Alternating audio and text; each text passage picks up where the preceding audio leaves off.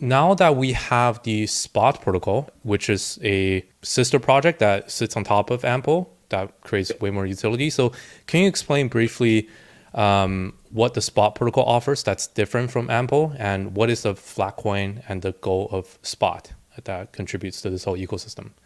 Yeah, absolutely. So, like you said, Ample is like price stable and supply volatile, right? So it's good for denominating contracts, but it's not really great for storing value. It's just as good or just as bad as a typical floating price token in terms of like being able to store value. What Spot is it's a simple derivative of Ample. So one of our academic advisors, Manny, developed a very simple way of reorganizing Ample's supply volatility into tranches, right? So this is common practice in traditional finance. But basically, with a very, very simple operation, you can say, like, I'm going to split the volatility of my ample into a senior and junior tranche. And the junior is going to have magnified volatility, whereas the senior is going to be heavily insulated from volatility. And so the senior tranche is much more similar to a store value. So in this case, that particular method of tranching was called fixed term tranching, where after a certain period of time, the tranches just mature back into ample. But we further extended this to create perpetual senior and junior tranches. And spot is a perpetual senior tranche. And so it, in many ways, shares Ample's price distribution, which, as you shown, was kind of it's mean reverting, not quite as stable in price even as like a centralized stablecoin like USDT. But Spot basically has a similar price distribution to Ample without the supply volatility. And there are a lot of really interesting emergent properties that come from this. But in a nutshell, you can think of Spot as like Ample without the supply volatility. Right, and because of this feature, because Spot is much less volatile than in supply than Ample, now you can have a relatively stable asset that you can pair for, delta neutral, semi delta neutral, like yield farming, for example, for DeFi natives or for institutions. As long as the yield is attractive, now this is put into the same category of these huge institutional backed stablecoin projects that are gaining so much traction. That's kind of how I see Spot's current positioning in the market. So, have you seen like significant demand on this side? Like now that Spot can offer, right now it says 19% APY, and is this kind of the attractiveness for Spot? Is it the yield side? I think it is that's one component of its attractiveness. So I would describe spot as kind of a low volatility commodity money, right? It's so however volatile, let's just say gold is, you could imagine something that's a 1/10 volatility gold, right?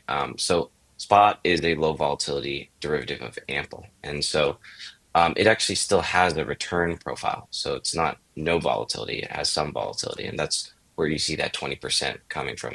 It enriches or debases based on essentially participation in the rotation vault. So if there's more demand for magnified volatility relative to stability, the people that are holding the magnified volatility position pay kind of a reward to spot holders, and vice versa. If there's more demand for stability than volatility, then it extracts a rotation fee. So this is similar to kind of Athena in the sense that like there's a funding rate, if you will. It's a bidirectional funding rate. So the way Athena harvests kind of yield is it looks at the unmet demand for shorting ETH, right? So if there's more demand to long ETH than there is short ETH, then you can get a funding rate for like holding a neutral position. There exists a similar mechanism within the spot protocol. It's a bidirectional funding rate that we call enrichment and debasement. That's where that 20% APY comes from. So if you look at the, kind of annual rate of return of holding an asset like spot, it's up. It's not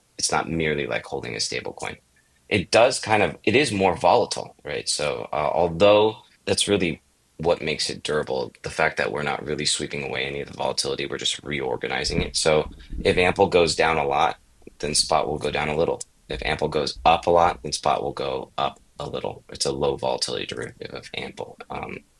And on top of that, it generates some yield. So to answer your question about demand, we're getting people pretty excited about bootstrapping spot. So it's just been live and battle tested for I mean, almost 2 years at this point, and functioning kind of as expected, and we're getting ready to really supercharge the amount of liquidity behind spot. And so, of course, there's a lot of interest in this, not just from, you know, the folks that we talk to who are kind of more DeFi degens, but also from kind of market neutral funds. Like addressing a little bit of what you were talking about in terms of RWAs, they're hot. But I think what more broadly we see happening is this kind of like um, convergence between the traditional market and the DeFi markets, right? And so on the one hand, you can tokenize real world assets and bring traditional finance yields into the crypto ecosystem. On the other hand, and I think there's an even bigger opportunity, you can take DeFi yields and bring them into the traditional world, right? So giving traditional finance and retail users exposure to the type of gains and yields that can only be found in crypto is actually a much bigger opportunity than taking traditional assets and making them available to the existing crypto universe, simply because the traditional universe is the superset of the crypto universe. It's bigger, right? That's why we're excited about things like the Bitcoin ETF, right? Because you're bringing traditional finance dollars, they're giving them exposure to cryptocurrencies. And the same thing is happening with DeFi, right? So when we talk about a good APY on a low volatility pair or a stable pair in the DeFi world, like, you anything from like, you might see things in 20-25% range, right? That would be good, right? In the traditional world, like those numbers are astronomical, right? So like if I can get 5% yield on my dollars in a high yield checking account or money market, I'm really pleased. And so there's a massive opportunity for taking the kinds of yields that are being generated in DeFi and presenting them to the traditional world. People would jump at that as just kind of an information asymmetry where not everybody in the traditional world is comfortable interacting with smart contracts and so on.